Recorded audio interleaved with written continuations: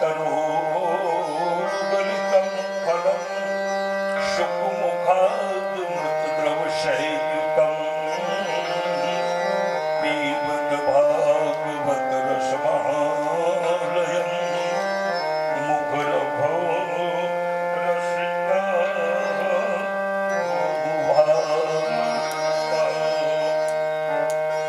श्री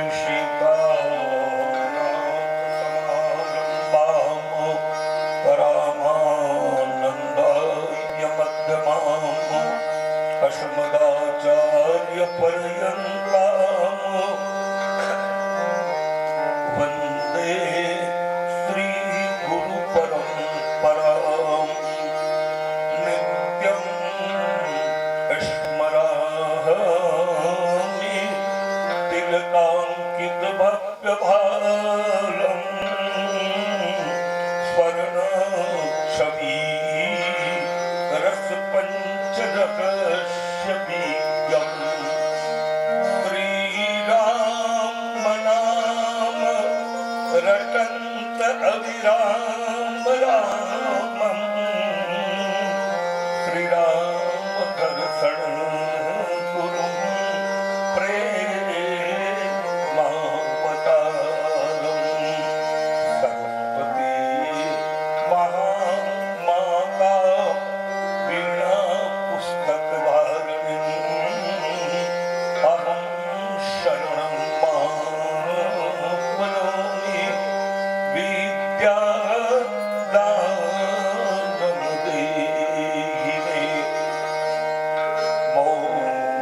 मौमनमङ्गल मोदमचावती हंसन चाहवती धावती आवती सोम प्रभाकर की दुतिलावती बीना बजावती गावती आवती काव्य की भाव की ज्योति जगावती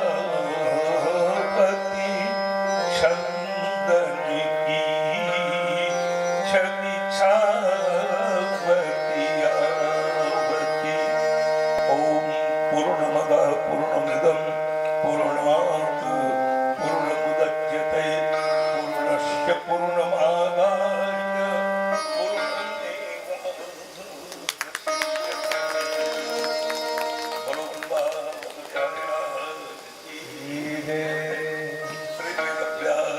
भगवान की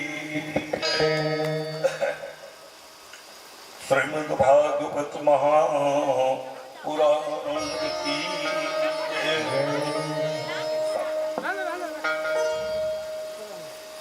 बोलो शंकर भगवान की श्री सीताराम जी महाराज की बोलो श्री हनुमान जी महाराज की बोलो मातेश्वरी महामाया की बोलो ब्रह्म की जय सत्य सनातन धर्म की जय जय जय श्री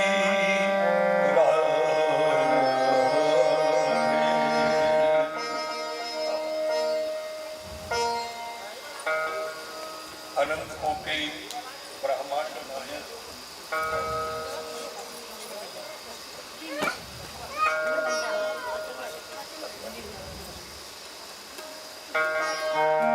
बोलो शंकर भगवान की जय अनंत कोटि ब्रह्मांड नायक अकारण करुणा करुणालय जगदाधार जगदीश्वर जगत नियंता निर्गुण निराकार से सगुण साकार रूप धारण करने वाले पूर्ण ब्रह्म परमात्मा भगवान श्री बांके बिहारी जी की महती कृपा से आपके यहाँ ग्राम जंगलपुर में सम्माननीय श्रद्धेय श्री ठाकुर साहब होली सिंह जी और आपके पूरे परिवार के द्वारा श्रीमद् भागवत कथा की आयोजन किया गया है, जिनमें प्रमुख यजमान के रूप में श्री पन्ना सिंह जी राजपूत, शकुंतला राजपूत, प्रमुख व्यक्ति जिनके द्वारा आयोजन किया गया सम्माननीय श्री होली सिंह जी, श्री जाना राजपूत, पप्पू सिंह जी एवं अनुकंपा राजपूत तथा आपके और भी कान सिंह जी, सुनील सिंह, विक्की सिंह, विकास सिंह, पृथ्वीराज सिंह, हरीश सिंह, विवेक सिंह, स्नेहा राजपूत, जागृति राजपूत, माया राजपूत, हितेश सिंह जी तथा स्वर्गीय गीता सिंह, केजन राजपूत तथा स्वर्गीय भागवत सिंह जी, गंगोत्री राजपूत, दिनेश सिंह जी, मंजू राजपूत, रामशरण सिंह, संतोषी राजपूत, दिनेश सिंह, सिलोचन राजपूत, रूपेश सिंह, लता राजपूत, सुरेश सिंह, किरण राजपूत, महेश सिंह, सरिता राजपूत, लखन सिंह, उमा राजपूत, टिकेंद्र सिंह, बिंदेश्वरी राजपूत, आपके पूरे परिवार के द्वारा श्रीमद् भागवत कथा की आयोजन अपने पूर्वजों पितरों की शांति के लिए अथवा उनके उद्धार के लिए आपने श्रीमद् भागवत कथा के आयोजन किया, जिनमें सम्माननीय परमधामवासी स्वर्गीय बिसौहा सिंह जी, स्वर्गीय जयंती सिंह जी आपके होली सिंह जी के माता पिता जी हैं और आप अपने पूर्वजों की आत्मा की शांति के लिए अथवा भगवत प्राप्ति के कारण श्रीमद् भागवत कथा की आयोजन किया गया है। आज उस कथा की चतुर्थ दिवस है। भागवत में प्रवेश करने का प्रयास कर रहे हैं। आइए श्रीमद् भागवत में प्रवेश करने के पूर्व थोड़ी देर के लिए मन और वाणी को पवित्र करने के लिए हरिनाम संकीर्तन करें, फिर श्रीमद् भागवत जी में प्रवेश करने का प्रयास करेंगे। बोलो वृंदावन बिहारी लाल की जय। भज गोविंद गोविंद गोपाला, भज गोविंद गोविंद गोपाला, भज गोविंद गोविंद गोपाला, भज गोविंद गोविंद गोपाला, भज मूर्ति मनोहर नंद लाला, भज मुरली मनोहर नंद लाला, भज गोविंद गोविंद गोपाला, भज गोविंद गोविंद गोपाला,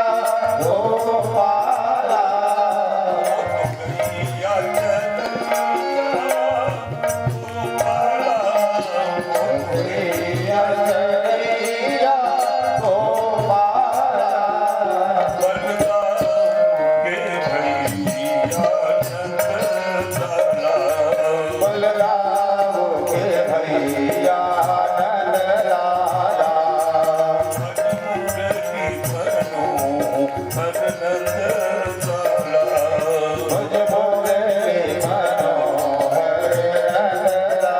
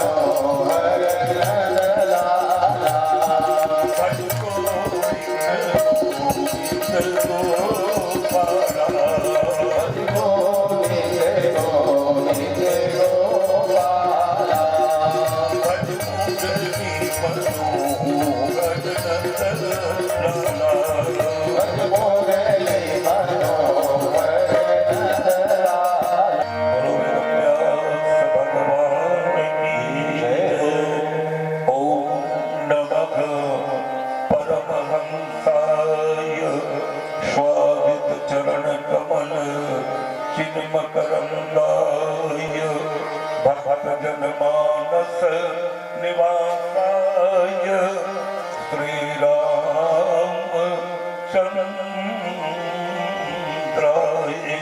नमः। नारायणं नमस्कृतं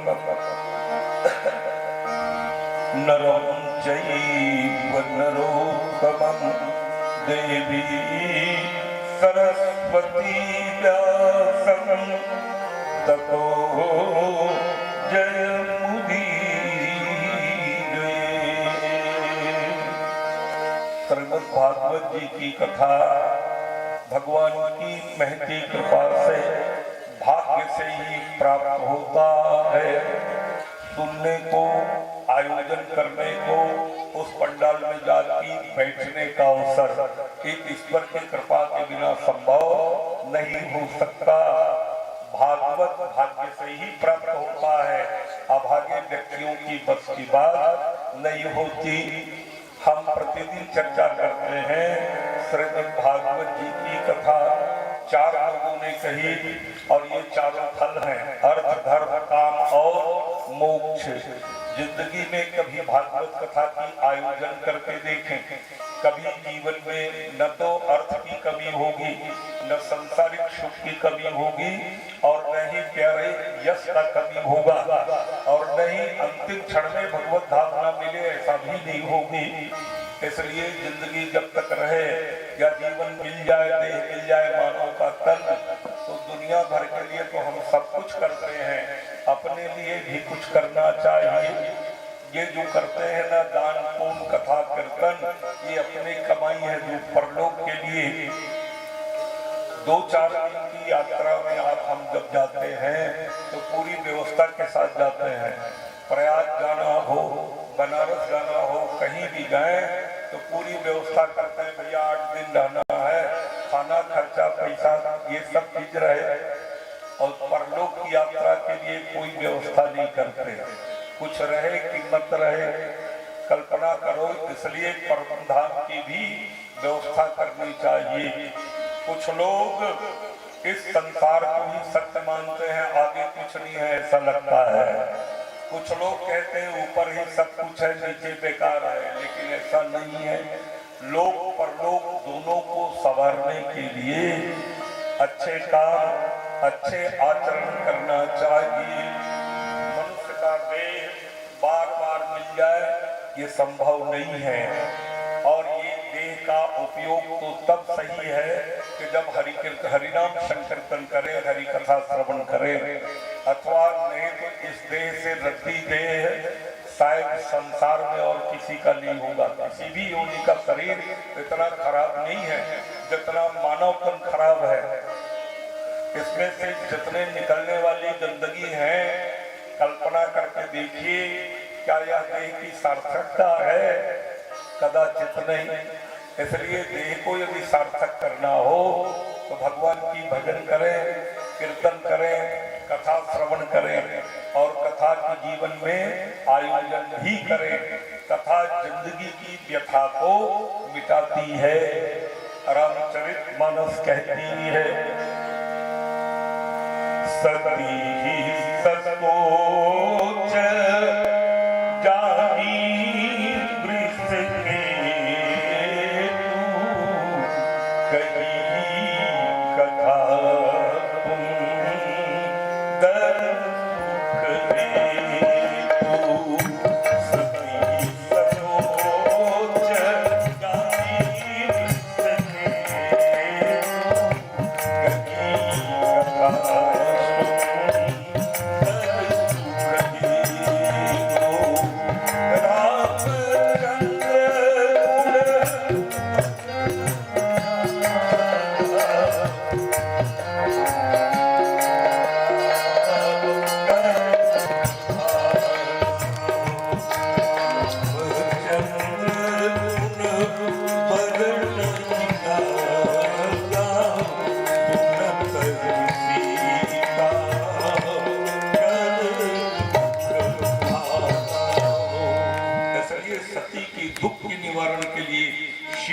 कथा कही, और भगवती सीता के दुख की निवृत्ति के लिए श्री हनुमान जी ने कथा कही थी।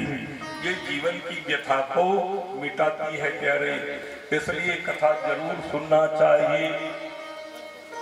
कल आपके हमारे बीच में चर्चा चल रही थी, राजा इंद्र जी को धन का अहंकार हो गया कि मैं बड़ा पैसा वाला हूँ, देवलोक का राजा हूँ। आइए दुर्वासा जी ने मुझे फूल की माला पहना दिया, ऐसा उसको लगने लगा, जबकि फूल की माला ही असली माला है। भगवान की गले में वैजयंती की माला पहनाई जाती है। संत कहते हैं प्यारे, राजा इंद्र जी ने अपने गले की माला उतार दिया और हाथी की गले में डाल दी, अहंकार के चलते। इसलिए कभी पैसा हो जाए ना तो ज्यादा घमंड नहीं करना चाहिए, कब खत्म हो जाएगा पता नहीं। एक बार की बीमारी के चक्कर में पूरा पैसा का नाश हो सकता है। इसलिए पैसे का अहंकार जिंदगी में ना करें कभी। घमंड हो भी जाए तो रावण की तरफ देख लेना चाहिए। जिसका मकान सोने का था, पूरी प्रजाओं का घर भी सोने की थी, और ऐसे रावण के पास भी कुछ नहीं बचा भगवान से विपरीत होने के कारण। बोले बैठी समुद्र की ओट में और कंचन के गृह जागी भुलाना। बोले समुद्र की परकोटा के बीच में सोने की लंका नगरी थी। परिवार इतना ज्यादा था कि गनई कुपार निशाचर जाति गिनती करना, गिनती लगाना मुश्किल हो गया था। लेकिन भगवान का जब विपरीत हुआ तो रहा बनिहारा, रोने वाला भी बच गया उसके लिए, मरा जब रावण को। राम विमुख असहाय तुम्हारा, भगवान की विमुख, भगवान से विमुख होने के कारण ये दुर्दशा हुई। तो कभी धन का अहंकार हो तो रावण को याद करना, ताकत की अहंकार हो तो भी रावण की तरफ देखना, जिनके चलने से धरती कांपती थी। और पैसे और परिवार का अहंकार, तो आप समझ ही रहे हैं कि इतना असंख्य परिवार था। 72 कोटि बच्चा एक ही दिन पैदा हुए थे रावण के गंधौम नगर में। ये सब उसी के परिवार है। इसलिए तन का, धन का और रंग रूप का, परिवार का कभी जिंदगी में अहंकार न करें। यदि आपको अच्छा रूप मिला, भगवान की कृपा है, अच्छा परिवार मिला, भगवान ने आपको योग्य समझा इसलिए अच्छा परिवार दिया। यदि अच्छी संपदा आपके पास है तो भगवान ने आपको योग्य पात्र समझ के अच्छी संपत्ति प्रदान करी है। तो इसमें घमंड क्यों? भगवान से प्रार्थना करना चाहिए कि हे ईश्वर, आपने बड़ी कृपा की मेरे ऊपर, जो आपने तन, धन और परिवार मुझे प्रदान किया योग्य समझ के, मैं आपकी कृतज्ञ हूँ, ऐसा विचार करना चाहिए। तो हम बल्कि इसके विपरीत काम करना शुरू कर देते हैं। राजा इंद्र जी ने जैसे माला हाथी के गले में डाले, हाथी ने पांव में रौंद दिया। दुर्वासा जी ने श्राप दे दी, अरे देवराज इंद्र, मेरे भेंट का अपमान किया तुमने। भेंट में, इनाम में चाहे जो मिल जाए ना, उसे संभाल के रखना चाहिए आदमी को। एक छोटा सा भी यदि प्रतीक चिन्ह कोई देता है, या कलम मिल गया, पेंसिल मिलती है, या कापी मिल रहा है पढ़ाई जीवन में बच्चों को इनाम के रूप में, संभाल के रखना चाहिए याददाश्त के लिए। जिंदगी में सम्मान मिलना संभव नहीं है। श्राप लगा, इंद्र जी स्वर्ग से पदच्युत हुआ। राजा दल जी ने आक्रमण किया शुक्राचार्य जी के कहने से, और राजा इंद्र जी हार गया, युद्ध में पराजित हुआ। घर छोड़ के भागना पड़ा, फिर दर दर के ठोकर खाने लगे। इसलिए रंकम करो कि राजा नाम, राजा रंक में बचाओ। भगवान चाहे तो किसी गरीब को राजा बना दे, या किसी राजा को भिखारी बना दे। संत ऐसा कहते हैं, बोले चीटी के पांव में बांधी गयंद को, तो चाहे समुद्र से पार लगावे, चाहे तुरंत कुरान करे, अनुराग को द्वार की द्वार घुमावे। चीटी का कितना बड़ा पैर प्यारे, उसमें रस्सी कैसे बांधोगे कल्पना करो। भगवान चाहे तो चीटी के पांव में हाथी को बांध के समुद्र से पार लगा दे, ऐसा कहते हैं। नहीं तो हाथी सही चीटी को डुबा दे, हाथी की पीठ पर बैठा हुआ चीटी को। ये ईश्वर की इच्छा है। ऐसे ही इंद्र जी के ऊपर विपत्ति आई, फिर देवताओं ने भगवान नारायण जी की प्रार्थना की। गोविंद हरे गोपाल हरे, जय जय प्रभु दीन दयाल हरे। गोविंद हरे गोपाल हरे, जय जय प्रभु दीन दयाल हरे।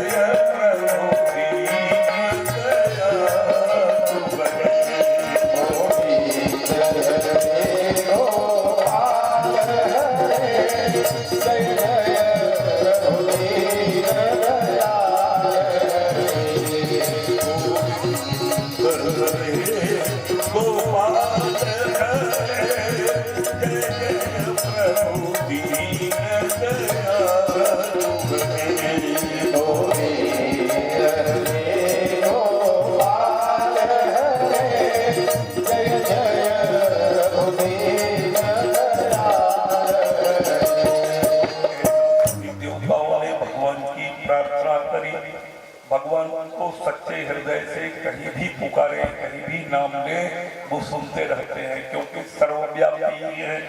और ऐसा कहा गया है, बिनु पग चलई सुनई बिन काना,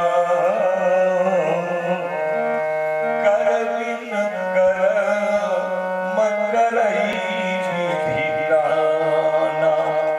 बिना पाँव के चलता है, बिना कान के सुन लेता है, बिना हाथ के काम करता है। भगवान जब देवताओं की आर्तनाद सुने, प्रकट हुआ, देवताओं ने प्रणाम करके बोले कि सरकार हम विपत्ति में हैं। कैसे? बोले इंद्र जी इंद्रासन छूट गया, राजा बलि ने हमारी राजधानी लूट लिया है, तो कृपा करके हमारे राज्य दिलवा दीजिए। हम जितने लोग हैं इंद्र की ही प्रवृत्ति के हैं, हम भगवान से भगवान को कभी नहीं मानते, जब मानते हैं तो पैसा मानते हैं। पूजा भी पैसा के लिए ही करते हैं। यदि भगवान थोड़ा से दुख दे पूजा करते करते ना, तो बस रे बंद करो, अब पूजा नहीं करना है। क्यों? बहुत पूजा पाठ किए, इसका कोई फल नहीं मिल रहा है। ऐसे करके लोग छोड़ देना चाहते हैं, जबकि दुख और सुख ये तो हमारे कर्म का देन है प्यारे। भगवान की पूजा का मतलब सुख नहीं है, बल्कि शांति है। सुख का उल्टा करके देखो क्या बनता है? खसू बनता है, खुजली। तो आदमी को जब खुजली आती है ना, तो बिना खुजलाए मन शांत नहीं होता। खुजलाओ तब तक अच्छा लगता है, और जैसे छोड़ो ना तो फिर भयंकर जलन होती है। बस ऐसे ही संसार की विषय का सुख है, क्षण भर के लिए तो बहुत अच्छा, पर जीवन भर परेशानी झेलते रहो। हम यही करते हैं। इंद्र जी को भगवान ने कहा, देवराज इंद्र, अभी तुम लोगों का समय ठीक नहीं चल रहा है, और आदमी का समय में उतार चढ़ाव होते रहता है, तो क्या किया जाए? तो बोले तुम लोग ऐसा करो, समुद्र की मंथन करो, और समुद्र मंथन से अमृत निकलेगा, उसे पी के तुम लोग अमर हो जाओगे। तो बोले महाराज चलिए, अकेले नहीं, राक्षसों को साथ लेकर के। गुण और अवगुण के बीच में जो रत्न निकलता है उसे ही अमृत कही जाती है। राक्षस अवगुण का प्रतीक है, देवता गुण के प्रतीक हैं। दोनों मिलकर के फिर समुद्र तट पर गए, जिसमें कल चर्चा हुई थी। गरुड़ जी को भगवान ने भेजा, नागराज वासुकी को कहा कि तुम नीति बन जाओ। तो नागराज बोले महाराज हम बचेंगे, लोग जब खींचेंगे तो। वासुकी को बोले तुमको भी थोड़ी अमृत मिलेगी, चिंता मत करो, अमर हो जाओगे। तो लालच लोभ के कारण वासुकी तैयार हो गया। हम लोग भी ऐसे ही लोभ करते हैं, चाहे प्राण भले चला जाए, फिर कुछ मिल जाए, ये चक्कर में। ते नागराजस्य मंत्र फलभागे बाहुकिं परिवीय गिरौ तस्मिन् नेत्राधि मुदान्वितः। जब तैयार हुआ, मंथन शुरू हुई, देवता पुंज की तरफ, राक्षस की तरफ भगवान ने बंटवारा कर दी। पहले बार जो निकलेगा रत्न वो देवताओं का, वो जानते थे इसमें एक से एक बढ़ करके रत्न निकलने वाले हैं, फिर उसके लिए झगड़ा शुरू हो जाएगा, हम लेंगे करके। तो भगवान ने बोला भैया जो पहले मिलेगा निकलेगा वो देवताओं का, दोबारा निकलेगा वो राक्षसों का। ऐसा क्यों कहा आप जानते हैं? बोले पहले जो दुख पाता है बाद में उसे ही सुख मिलता है। पढ़ाई जीवन में पढ़ाई करने का मन नहीं करता, और ऐसा लगता है यार बढ़िया टीवी देखते, क्रिकेट खेलते, गिल्ली डंडा खेलते, इतना तकलीफ होता है। और पढ़ लिख करके जब वही लड़का IAS IPS अफसर जब बन जाता है तो कैसा लगता है? कल्पना करो, ये लगता है मानो अमृत मिल गया हो।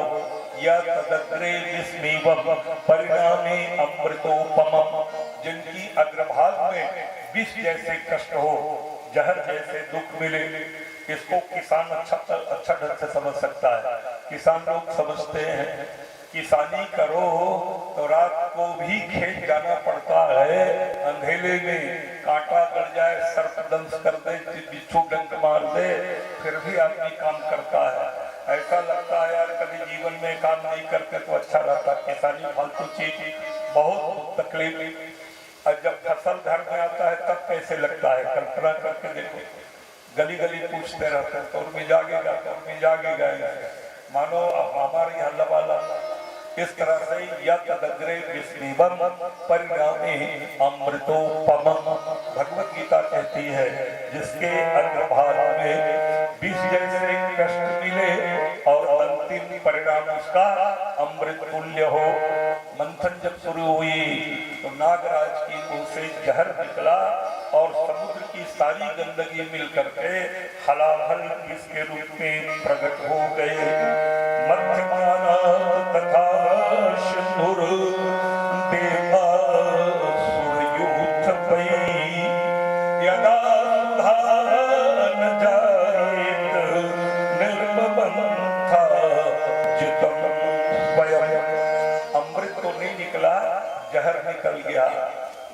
अब राक्षस हावी हो गए, ये तुम लोगों का है, उठाओ इसको उठाओ। अब वो इतना तीव्र ज्वाला थी उसमें कि प्यारे आदमी जल जाए, समाप्त हो जाए, इतनी भयंकर विष थी। देवताओं की हिम्मत नहीं। आप एक सांप तो जानते हैं ना, जो डर्रा जिसको बोलते हैं हम लोग, है ना, वो काटता नहीं है, दूर से फूंक भर मारता है। आदमी की सर्वांग शरीर में फोड़े निकल आते हैं, शरीर फूलना शुरू हो जाता है। क्या हवा से ऐसा होता है? नहीं, वो जहर फेंकता है, उसमें से थूकता है जहर, ये कारण है। तो इतनी तीव्र ज्वाला अभी के सांपों में है, और उस समय बाष्पी का विष था और समुद्र की जहर थी। हलाहल विष जब निकला, देवताओं को डांटने लगे, ये तुम लोगों का है, उठाओ इसको ले जाओ। देवता भगवान की ओर देखने लगे, महाराज आपको बोले थे अमृत निकलेगा, ये तो जहर निकल गया। तो भगवान बोले भैया जब अमृत तुम पियोगे तो जहर भी तो तुम्हें ही पीना पड़ेगा, इसको मैं क्या कर सकता हूँ। और मेरे तरफ देखते हो ना, तो मैं जिंदगी में न कभी गुटखा खाया न तम्बाकू खाया, नशा पानी का काम मुझसे नहीं बनता, तो कैसे करेंगे। बोले देवाधिदेव भगवान शंकर जी को याद करो, वो कुछ पीछे पाते रहता है, कभी बंद पी लेते हैं। अब गांजा वाले तो अक्सर कहते करते हैं जय शंकर की करके, पिए के मत पिए एक अलग बात है, लेकिन जय शंकर की। तो बोले जहर पीने का काम शिव जी कर सकते हैं। शिव जी के लिए सभी देवता फिर प्रार्थना करने लगे, देव देव महादेव भूतात्मन भूत भावन त्रागिन शरणापन्नः त्रैलोक्य दहना विषम। बोले तीनों लोक को जला के खाक कर दे, ऐसा भयंकर जहर निकल गया है। दया कीजिए देवाधिदेव, आप तो एक परमात्मा है, संसार के जीवन शक्ति है। सर्व जगत ईश्वरो बंधमोक्षयो परम त्वमर्चन्ति कुशलः प्रपन्नार्ति हरं शुभम्। बोले महाराज हम बड़े दुखी हैं, दया करो दया करो। ऐसा करके देवता भगवान की याद करके रोने लगे। शंख कहते हैं जय जय शिव भोले भंडारी के आपको के पुरारी। जय जय शिव भोले भंडारी के आपको के पुरारी। जय शिव भोले भंडारी के आपको के पुरारी। जय शिव भोले भंडारी आपको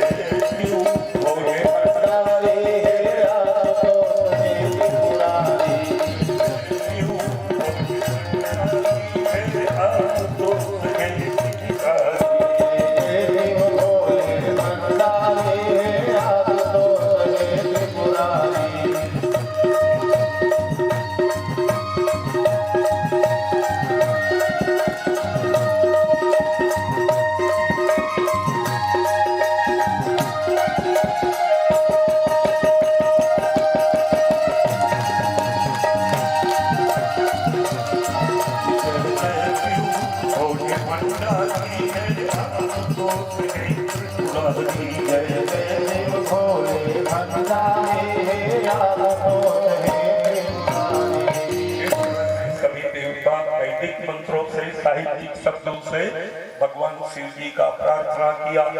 वैसे सच पूछें तो शंकर जी जैसे दयालु देवता संसार में और कोई दूसरा नहीं। राम जी के जैसे मंदिर है सीताराम जी के, उसमें कोई एक लोटा पानी चढ़ा सकता है क्या?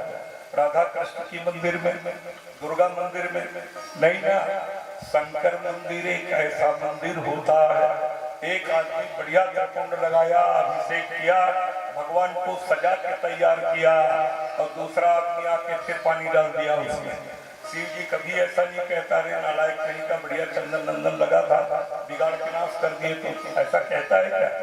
नहीं, बोले इतने कृपालु हैं, यदि संभव हो प्यारे तो निश्चित रूप से शिव उपासना करनी चाहिए। शिव उपासना का फल होता है श्री राम जी की शरणागत कराते हैं वो। राम भक्ति ऐसे अपने आप नहीं मिल जाता, ध्यान रखिए। भगवान कृष्ण की भक्ति अपने आप नहीं मिलती। जीवन भर राम जी की उपासना करोगे ना, जब तक शिव भक्ति नहीं करोगे तब तक राम की सानिध्य नहीं मिलने वाला है। इसलिए जिंदगी जब रहे तब शिव की उपासना करनी चाहिए। ज्यादा कुछ नहीं कर सकते तो शुद्ध जल चढ़ा दे, थोड़ी बन जाए तो 2-3 पत्ता बेल पत्ती चढ़ाएं और थोड़ा सफेद चावल चढ़ा दें। और इनके उपरांत यदि संभव हो तो घी का दीपक जलाएं, तो क्या पूछना है। और ना भी जलाएं तो बस इतने ही 3 काम कर ले, पानी चढ़ा के बेल पत्ती और चावल चढ़ा लें और आपकी जो भी कामना हो भगवान नंदीश्वर जी से इसके पास रखें और आप देखिए कि साल भर के भीतर ही आपकी इच्छा पूरा होता है कि नहीं। ये शिव जी है, लेकिन हम भरोसा नहीं करते और उपासना भी नहीं करते। ऐसे शिव जी प्रकट हुए, पूछने लगे भैया देवताओं ये बताओ कैसे प्रार्थना किए? देवता बोले महाराज अमृत निकालने के लिए समुद्र मंथन कर रहे थे तो अमृत तो कहीं जाए बल्कि जहर निकल गया। तो बोले हम कैसे करें? पता नहीं क्या करेंगे, लेकिन इस घोर संकट से आप ही हमको बचा सकते हैं। तो क्या जहर पीने के लिए बोलते हो मुझको? तो कोई आदमी किसी को कैसे बोल देगा कि तुम जहर पी लो भाई करके? नहीं तो आत्महत्या के लिए उकसाने का केस लग जाएगा उसके ऊपर। बोले महाराज हम ऐसा तो नहीं कहते कि आप इसको पी लीजिए, लेकिन बचा तो आप ही सकते हैं।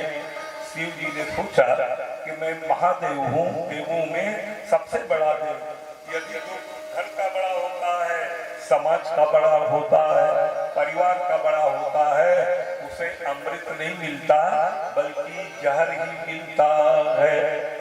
जितना काम करो काम बनता है ना, तब लोग उसकी बड़ाई नहीं करते। यदि थोड़ा बिगड़ जाए ना तो यही बिगाड़ दिया, घर का मुखिया है, ये गड़बड़ कर दिया, अब इतना बनाया है रे उसके तरफ ध्यान नहीं गया, तुम्हारा क्या?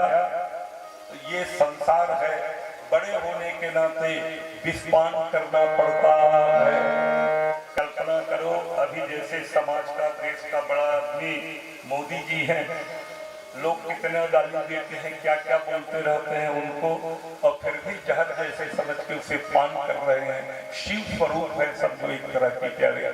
तो जो बड़ा बनता है समाज का, संसार का, उसे विष मिलता है। अमृत तो छोटे लोगों की भाग की बात है। आप हम परिश्रम करते हैं घर वालों को सुख मिले करके, छोटे लोगों को ऐसे भगवान शिव जी आए। प्रभु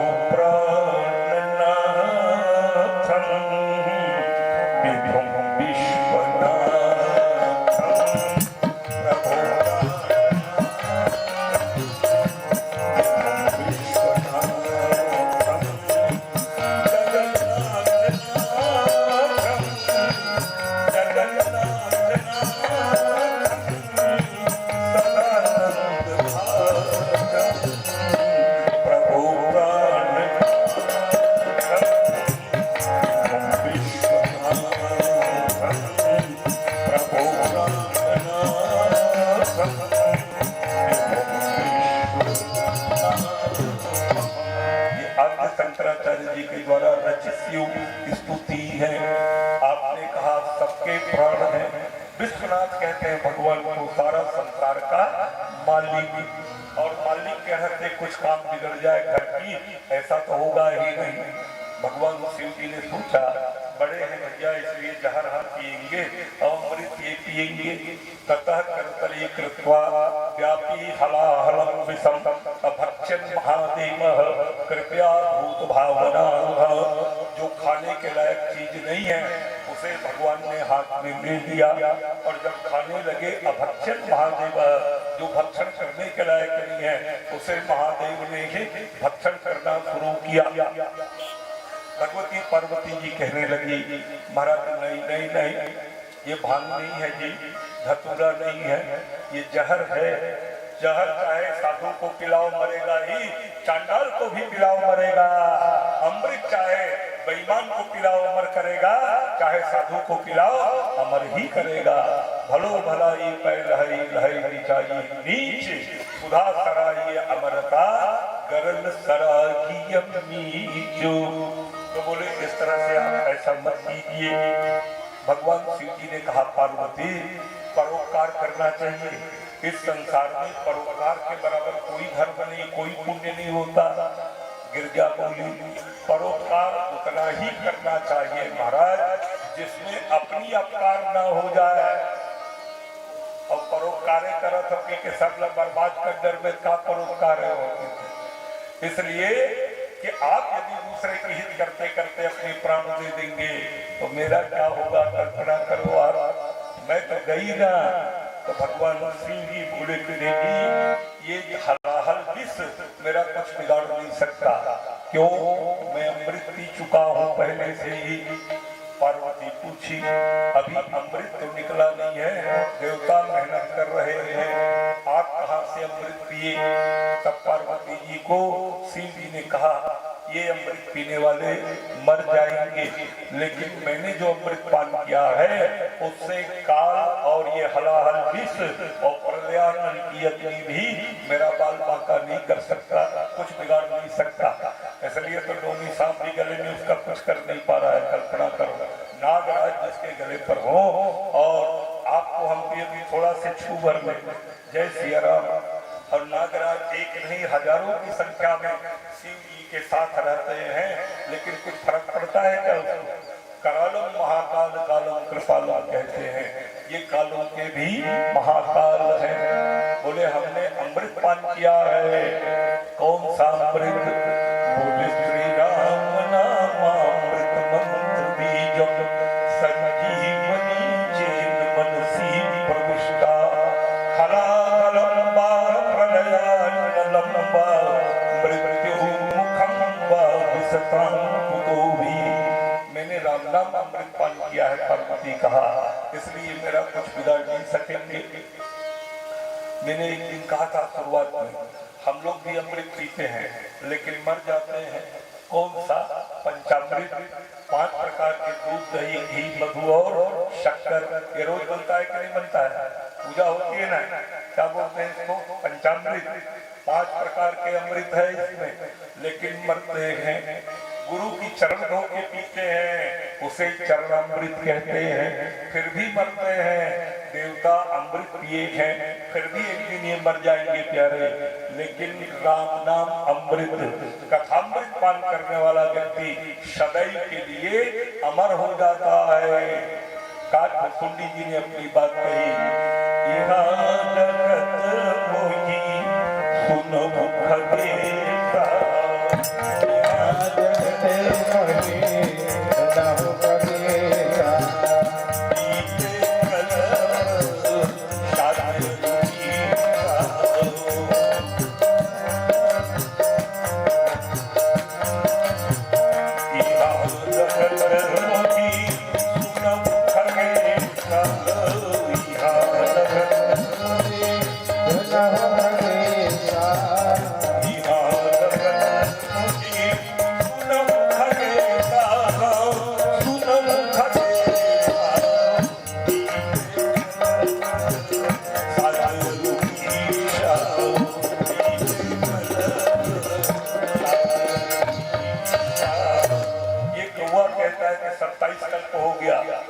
यहाँ रहते मैं कथा करता हूँ, कथा सुनता हूँ, तो नाम अमृत पान करने वाला व्यक्ति अमर होता है, कथामृत पान करने वाला अमर हो जाता है।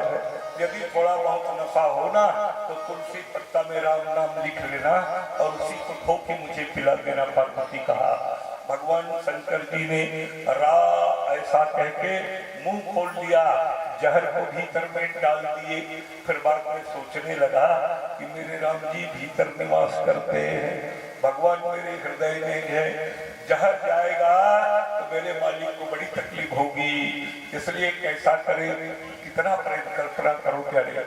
हम लोग कभी जीवन में ऐसा प्रेम करते हैं क्या? गुड़ाखू, तम्बाकू, शराब, पता नहीं क्या क्या पीते खाते रहते हैं, कभी नहीं सोचते कि भगवान हमारे भीतर बैठा है। और ये शिव जी विचार करते हैं मेरे मालिक मेरे भीतर में है, जहर जाएगा उसे दिक्कत होगी, इसलिए गले में ही रोक लिया। रा कह के नीचे का डब्बा बनाया, दो डब्बा में दो पार्ट होता है, एक नीचे का दूसरा ऊपर का। तो रा कह के नीचे का पार्ट बनाया और जहर डाल दिया उसमें, और माँ कह के ऊपर से ढक्कन लगा दिया, ढक्कन बंद हो गई। तो कल्पना करो डब्बा के भीतर से या बोतल के भीतर में जहर किसी को नुकसान पहुंचाता है क्या? यदि नुकसान पहुंचाए तब तो कीटनाशक दवाई की दुकान वाले कब के मर जाए, सब बेचते रहते हैं जहर।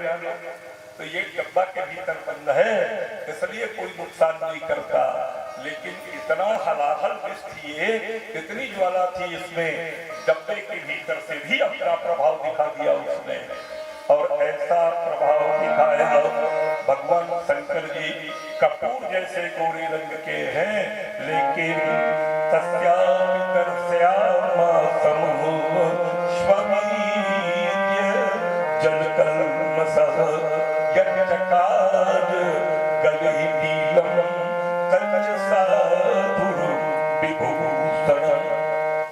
भगवान शिव जी का गला नीला पड़ गया, उसी दिन से उसका एक नाम नीलकंठ भगवान है।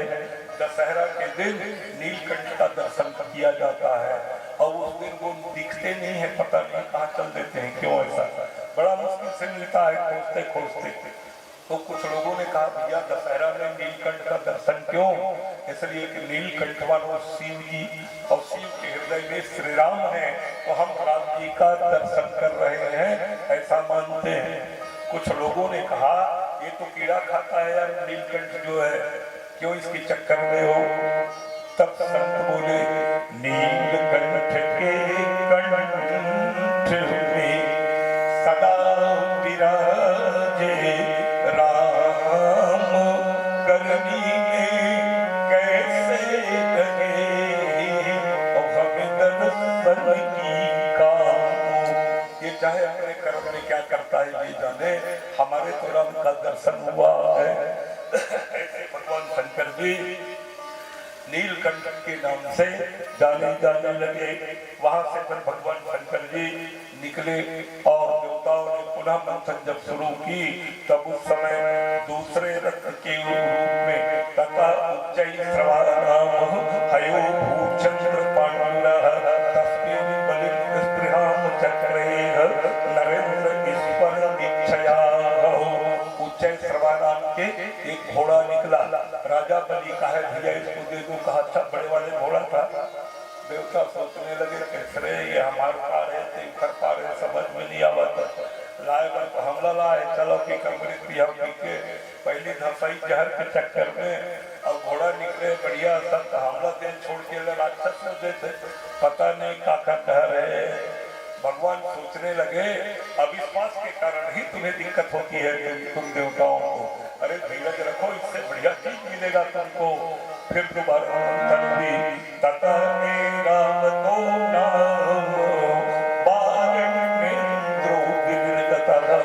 फिर एक ऐरावत नाम के हाथी निकला जो सफेद रंग की है, 4 दांत है, 10 दिक्पाल को लज्जित कर दे, इतना दिव्य स्वरूप उनका कार्य। सफेद हाथी कहाँ दिखता है कहीं, यह हाथी सफेद था। राजा इंद्र कहा इसको दे दो, कहा तब इंद्र की मन में संतुष्टि हुई, नहीं नहीं नहीं हमारी तरफ है ये, ऐसा लगा। फिर मंथन शुरू हुई, कौस्तुभ नाम की मणि निकली, जिसको अपन पद्यरागमणि कहते हैं। कौस्तुभाख्या मद्भूत रत्न पद्यरागो महोददेह। तो बोले कौस्तुभ मणि निकली। भगवान ने कहा भाई देखो बताए मैं यार तुम लगे समृद्ध निकल ही की अब महू बहुत मेहनत करे तब ये मणि मुझको दे देते। देवताओं ने और राक्षसों ने कहा कि चलो भैया इसको दो। बात तो आप ठीक कह रहे हैं। तस्मिन् हरिं स्पृहां चक्रे वक्षो अलंकरेणि ययौ। भगवान ने अपने हृदय में धारण कर लिया मणि को। फिर उसके बाद मंथन हुई। पारिजातक का एक पेड़ निकला जिसे कल्प वृक्ष कहते हैं। देवताओं की बगीचा में लगा दिया गया। जो इंद्र देवलोक का राजा बनेगा वो इस पेड़ का फल भोग करेगा। कल्प वृक्ष है पारिजात का मतलब आज वाले पारिजात नहीं, सवेरे जो फूल झड़ जाता है ये वाले पारिजात नहीं है।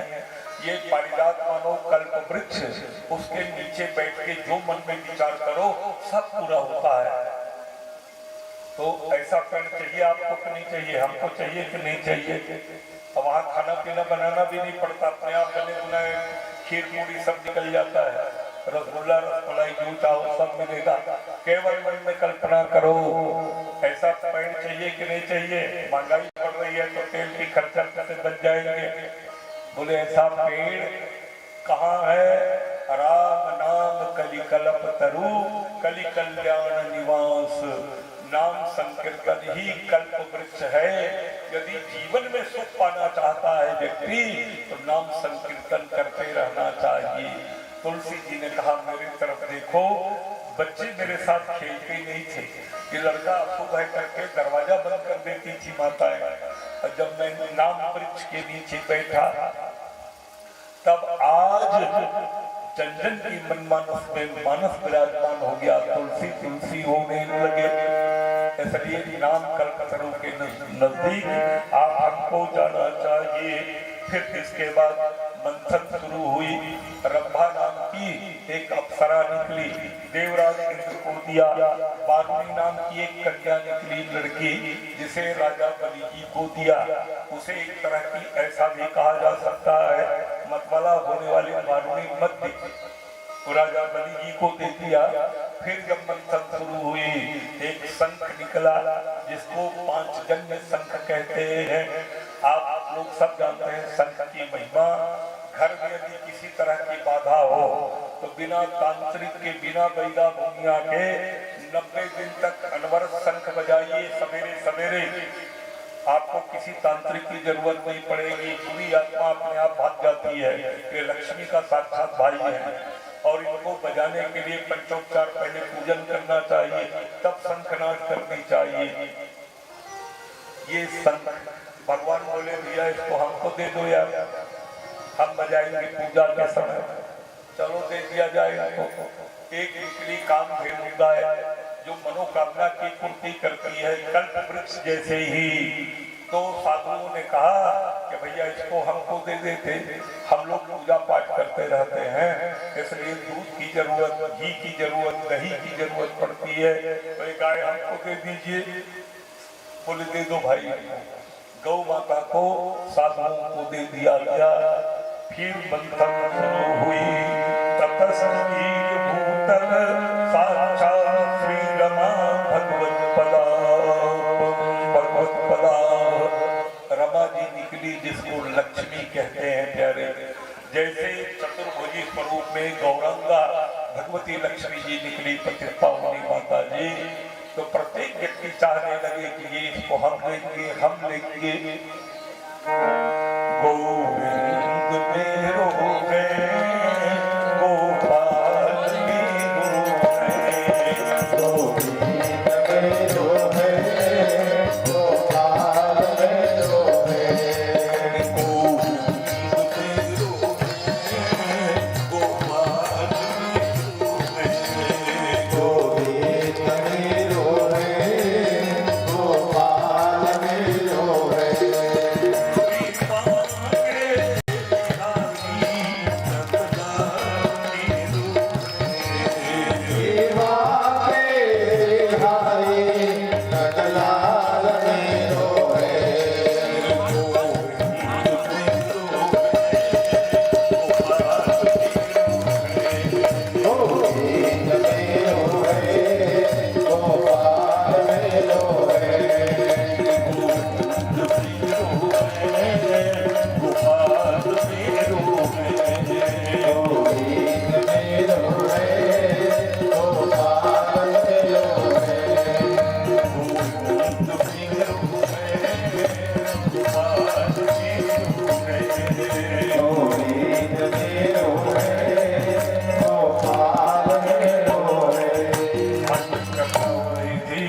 गौरंगा भगवती लक्ष्मी जी निकली, हाथ में विजय माला लिए हुए चतुर्भुज स्वरूपणी थी।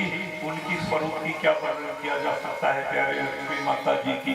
आप हम सब जानते हैं काला कलूठा आदमी भी बहुत सुंदर लगता है कर जब ये रहता है तब, और एकदम आदमी अनपढ़ गंवार भी बड़े गुणवान लगते हैं। पैसा वाला हो जाए तो अरे भैया बहुत अक्कल वाला आदमी है यार, ऐसा बोलते हैं।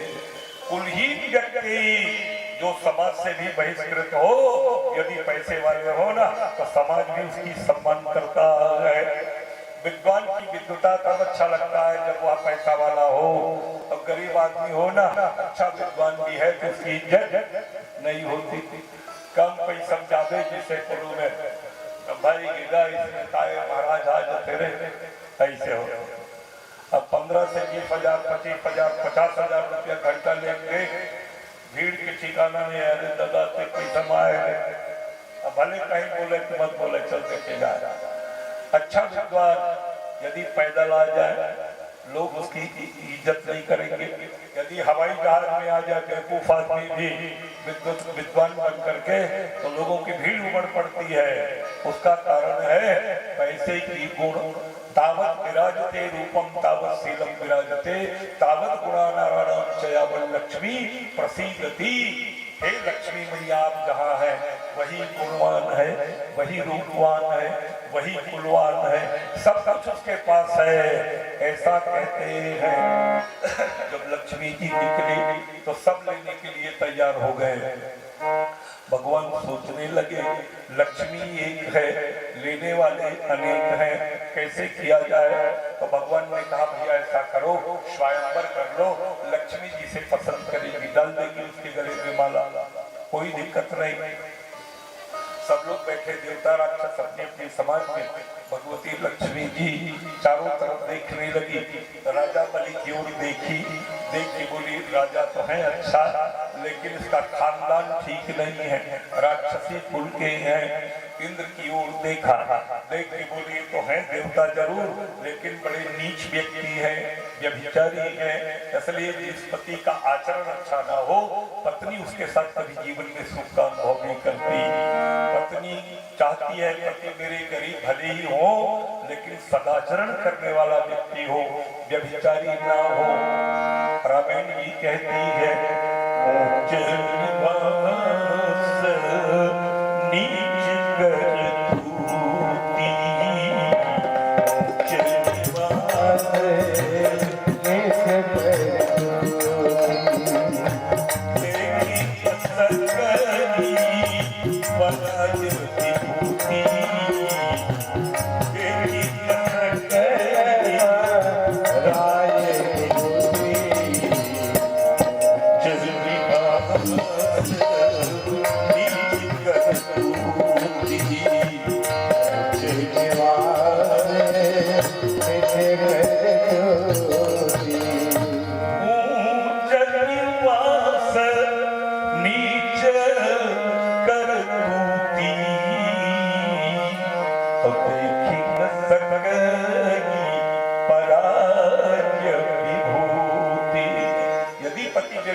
व्यभिचारी हो तब स्त्रियां उनसे सुख नहीं पाती, सुख का अनुभव नहीं करती।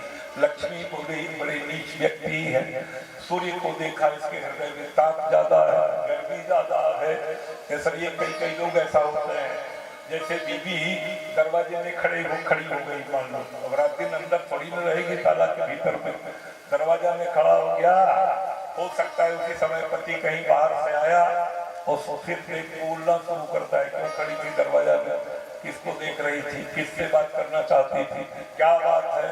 अब कल्पना करो आप ऐसे पति के साथ स्त्री कभी सुख का अनुभव करेगी क्या? जिसके जीवन में ताप हो, जलन हो, ईर्ष्या हो, ऐसे पति से कभी सुख नहीं मिलती। इंद्र भी रिजेक्ट शिव जी को देखा, बोले तो पागल जैसे लगते हैं। ब्रह्मा जी को देख के बोले तो बूढ़े हैं। इसलिए अच्छा कौन है? भगवान विष्णु जी की ओर देखे, कोटि कंदर कमनीय किशोर मूर्ति पूर्ति, करोड़ों काम को लज्जित कर दे ऐसे दिव्य माधुर्यमयी सुंदरता भगवान विष्णु जी की। और दुनिया में ऐसा कौन स्त्री है जो सुंदर पति जी चाहती होगी? इसलिए भगवती लक्ष्मी जी ने दूसर गीत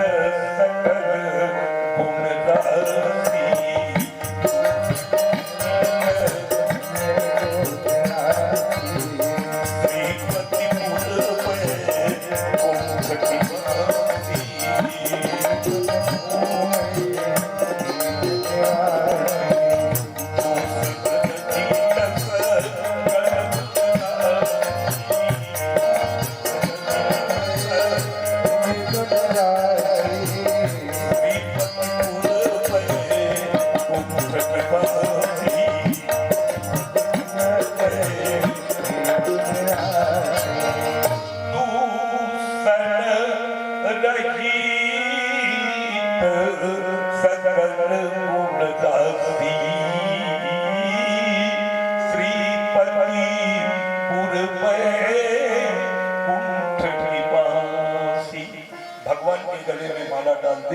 उसी दिन से भगवान को श्रीपति कहते हैं, लक्ष्मीपति। आज आदमी चाहे जितना पैसा वाला बन जाए, उसको लक्ष्मीपति कभी जीवन में नहीं कहना चाहिए, लक्ष्मी पुत्र कहना चाहिए। बेटा हो सकता है, लक्ष्मी का पति तो केवल नारायण ही है। हम लोग बोलते हैं भैया लक्ष्मीपति आदमी है यार करके, देखो मनो कितनी असभ्यता। कोई अपने माँ का पति हो सकता है? कल्पना कीजिए, लक्ष्मी तो जगत की माँ है, जगदम्बिका है। इसलिए लोग लक्ष्मी पुत्र हो सकते हैं, लक्ष्मीपति नहीं हो सकता।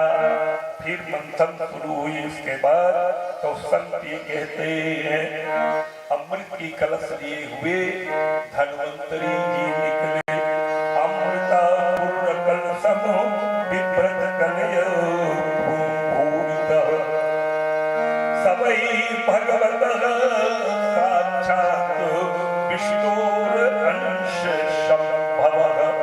धन्वंतरी कोई और नहीं, साक्षात भगवान विष्णु जी ही हैं। उनके अंश से स्वयं नारायण जी ने प्रकट हुआ। अमृत की कलश लेकर के जैसे प्रकट हुए, देवता लोग तो देखते रह गए। राक्षस अमृत की घड़ा लेके भागने लगे। हम देखकर बन जुड़े रहेंगे, तेन काम तो हमार हो गए। ये पार पर जी है, कोनो कुछ करे।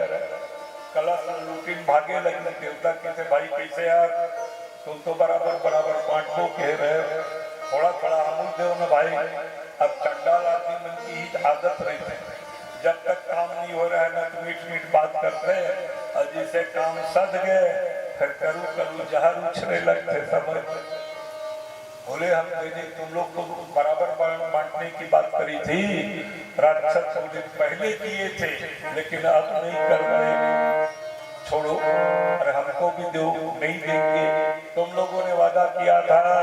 बोले अब वादा तोड़ते हैं, शायद लगता है फिर भी दुनिया वाले यही कहते हैं, वादा न तोड़, वादा न तोड़। ये उसका यही सिद्धांत है, तुमने जो वचन दिया था उसकी पालन करो। राक्षस भाग गए घर के। देवता देखने लगे भगवान की ओर, सोचने लगे सरकार अब क्या होगा, कैसे करेंगे। भगवान ने कहा भैया तुम अपना कर्म करो, फल की इच्छा छोड़ो, कर्मण्येवाधिकारस्ते मां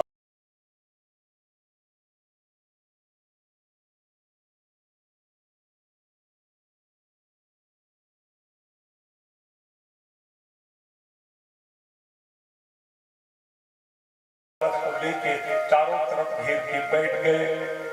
जैसे बैठे राक्षस लोग, तो देवता दूर में खड़े बेचारा मुंह देख रहे थे। देव ने भाई ने हम लोगों को भी, अरे यार दिमाग खराब मत करो, भागो यहाँ से। भगवान सोचने लगा कि कैसे किया जाए। यदि राक्षस अमृत पी लेंगे तो सांप को दूध पिलाने का काम होगा। मूर्खो ये उपदेशानाम प्रकोपाय न शांतये पयापानम भुजंगानाम केवलम विस्वर्धनम। इसलिए राक्षसों से अमृत कैसे लिया जाए? लूटूंगा हो सकता है अमृत गिर जाएगा। इसलिए दिव्य माधुर्यमयी मूर्ति विश्व मोहिनी का रूप बनाया, स्त्री बन गया भगवान। जानते थे कि राक्षस लोग मुझे देख करके आकर्षित हो जाएंगे। अब ऐसा रूप बनाया कि शायद इनमें कल्पना किया गया है भागवत जी में, शुक्रदेव जी ने जो वर्णन किया, आज की व्यास यदि उसको वर्णन कर दे सही सही में ना, तो लोग कहेंगे महाराज अब भागवत हो गया, अब अभी से बंद करो, ऐसा बोल देंगे। उनकी अंग प्रत्यंग की सुंदरता पर चर्चा सुखदेव जी करते हैं। दिव्य स्वरूप है, गौर वर्ण है, पतली कमर, सुराहीदार गर्दन, लंबे घने नागन जैसे बाल, मृग जैसे जिसकी नेत्र हो, कमल की पंखुड़ी जैसे जिनका ओष्ठ हो, इस तरह से भगवान का स्वरूप। उनकी दांत इतनी सुंदर थी, यदि थोड़ा हंस दे तो मानो बिजली चमक गया हो, ऐसा लगता था। भवें मनु धनुष जैसे, इस तरह से भगवान की दिव्य स्वरूप। और इतनी पतली साड़ी पहनी हुई थी, महीन कपड़ा, जिससे सर्वंग शरीर की दर्शन हो, सिर ढकने के बाद भी सिर दिखाई देते रहे, ऐसा कपड़ा पहना हुआ था। शायद आज की भाषा में नेट की साड़ी कही जा सकती है, और बहुत चल रहा है वो खूब ज्यादा। तो ये मैं सच पूछोगे ना, पहन भले लेते हैं, लेकिन ये सब पहनने का चीज नहीं है, प्रदर्शन का नहीं होता प्यारे। हमने कल भी कहा था, आप अपनी सुंदरता के प्रदर्शन मत कीजिए, मिस इंडिया बनने की प्रयास मत कीजिए। आप जो हैं जैसा है वही रहिए, और आपको देखने के लिए लोग व्याकुल रहेंगे।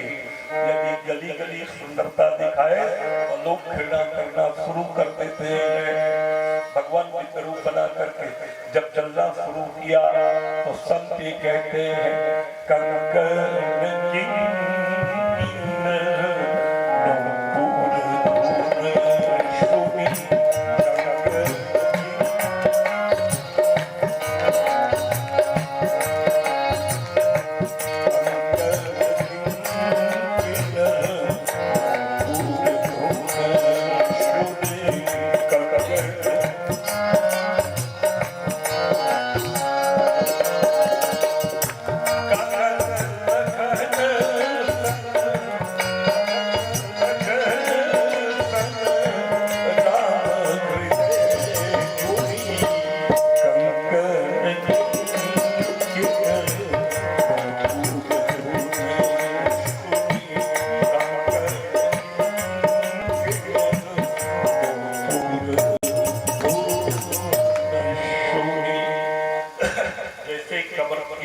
करगनी की जहाँ घुंघरू लगी थी, पाँव में पायल, इनकी पायल की आवाज, हाथ की कंगन की आवाज छन छन जब शुरू हुआ तो मानो ऐसा लगा त्रैलोक्य को मोहित कर लेगा।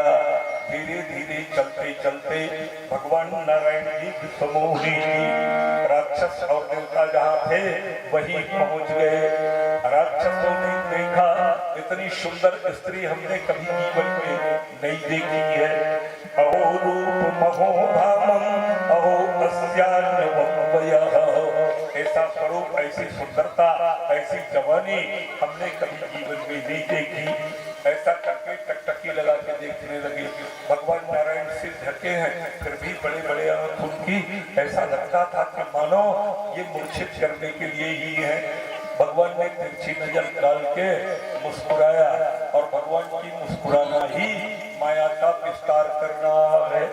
फिर राक्षसों से पूछने लगे कि भैया ये बताओ तुम लोग यहाँ कैसे बैठे हो, रास्ता घेर के छोड़ो, मुझे दूर जाना है, रास्ता छोड़िए। तो राक्षसों ने कहा कि देवी जी हम लोग असल में विवाद के चक्कर में यहाँ बैठे हैं। कैसे विवाद, शब्द मंथन किए, अमृत निकला है, पीने के लिए विवाद हो रही है। ऐसा करके आप बोले, तब भगवान रूपी विश्व मोहिनी कन्या ने कही, अरे भैया जब दोनों मेहनत किए हो तो थोड़ा थोड़ा बांट लो, बराबर पी लो सब लोग। ऐसा कह दिया और ईश्वर की आज्ञा को कौन टाल सकता है। ऐसा कह के फिर राजा बलि जी की ओर देख के मुस्कुरा दिए। हंसने में दांत निकलती है, मुस्कुराने में थोड़ी भाव भंगिमा भर परिवर्तित होता है। और जैसे मुस्कुराना राजा बलि जी कहना शुरू किया कि देवी, वैसे तो हम इनको देवताओं को देना नहीं चाहते थे अमृत, लेकिन तुम कह रही हो तो तुम्हारी बात नहीं काटेंगे। ठीक, तो तुम ही बांट दो इसको। महिलाएं परोसना अच्छा जानती है पुरुष की अपेक्षा कर। तो भगवान रूपी विश्व मोहिनी कन्या कहना शुरू किया, हे कश्यप नंदन कथम कश्यपादाय पुंसल्या वै संगतः। हे कश्यप नंदन, पुंसलीय स्त्रियों के ऊपर कभी भरोसा और विश्वास नहीं करना चाहिए। विश्वासम पंडितो जातो कामीषु नययाति। बोले विद्वान पुरुष स्त्रियों के ऊपर भरोसा नहीं करते, वो खास करके पुंसली स्त्री के ऊपर, जिनकी कई दोस्त हो, कई प्रेमी हो, ऐसे स्त्रियों के ऊपर जीवन में भरोसा नहीं करना चाहिए। और मैं कहाँ के हूँ आप जानते नहीं हैं, मेरा क्या नाम है इसको भी नहीं जानते, और बहुमूल्य चीज आप कह रहे हैं कि आप बांट दो करके, परोस दो करके। इसलिए हे राजा, स्त्रियों के ऊपर बिना जाने समझे भरोसा नहीं करनी चाहिए। भगवान बोले, ऐसा क्यों कह रहा है जानते हैं आप? एकाएक यदि तैयार हो जाता बांटने के लिए तो राक्षस सोचने लग जाते, कसरे बलाक लाए तारे बांटे उनके पर तक जल्दी तैयार हो गया। चिन्हार आदमी में कोई स्त्री किसी पर से पर तैयार हो गया, संभव ही नहीं है। तो भगवान ने जानबूझ के ढाल लड़ा दिया, स्त्रियों के ऊपर भरोसा नहीं करना चाहिए। जहाँ ऐसा कहा तो पूरा भरोसा बैठ गया उसके ऊपर, नहीं जो इतना जानती है उसके ऊपर भरोसा कैसे नहीं करेंगे। लबरा आदमी मतलब देखते अक्सर लबारी मारे कहीं पीछे मोरो लबारी घर से न सख्त नफरत है, समझ में ढाल लड़ावा चले हुए लूंगा से लबारी मारे, सावधान हो जा। क्रिया लबरे आदमी खाते ज्यादा, भगवान कसम कहीं तो समझ ले नहीं फालतू आदमी है निश्चित, नहीं तो बड़े बड़े जगह समाप्त हो जाए आदमी कसम नहीं खाता। तो ये कहता है जब मेरा है तो मैं इसमें कसम नहीं देता किसी को। भगवान की बात को सुन करके बलि ने कहा कि देवी चाहे कुछ भी हो जाए तुम ही बांटो। तो भगवान रूपी विश्व मोहिनी कन्या बोली, अपने अपने लाइन में बैठ जाओ, देवताओं दानो। देखो भैया, परोसते वक्त ना कहीं कम ज्यादा हो तो कोई गुस्सा मत करना, हाथ का काम है, कभी कम कभी ज्यादा हो सकते हैं। और सब पीछे ठीक है भाई, जैसन देवे हमला स्वीकार है। कई आदमी मन जानबूझ के कम ज्यादा करे लगते, महिला मन की आदत भी रही है, अपन वाले ज्यादा दूसर लक्षण पराये वाले। तो ऐसा करने से आज तो नहीं, आने वाले समय में आंख खराब हो जाती है पंक्ति भेद करने में, दूसरे जन्म में आंख बिगड़ता है। गरुड़ पुराण का ये कथन है प्यारे। इसलिए जिंदगी में पंक्ति भेद नहीं करनी चाहिए, पंगत भेद जो है जैसा है बराबर रूप से बांटना चाहिए। कम ज्यादा किए तो उसको आप समझो फिर बाद में क्या होना है, कैसे होना है। शुक्राचार्य बनने की विचार हो तो बनो, कोई दिक्कत नहीं। ध्यान रखिए पंगत बराबर लगाना चाहिए, छोटे बड़े सबके लिए, कम ज्यादा नहीं। एक दिन एक जन कहत रहा सगाई तो कर घर में तो 2 जन बैठी खाए पी बर, 2 जन सगा रहे घर वाले 3 जन बैठी खाए पी बर, घी आदमी थोड़ थोड़ दे से सब लग। तो वो बाई अपन घर वाले बाप हाथ भीतरी घी दबा दी, ऐसे देवत नहीं बनी रही का केलन ज्यादा किसी दो। अब वो गरम गरम भात और वो भी भिड़े रहे, और सगा का हालचाल और वो टकलेल करेगी तो दिखी रहे गड़बड़ खाई, और का हालचाल सगा लाकड़ी पड़ी दुआवत का बादल पानी का हालचाल। तो बाई इतना गुस्सा लगा जनवात मोरी इज्जत बिगाड़े जाऊंगा चाहे कि घी तकलीफ तो सब जान ही है तो वही भीतरी पालने के थे भाई के जानत न तानत न सानत से कहे मतलब ये रही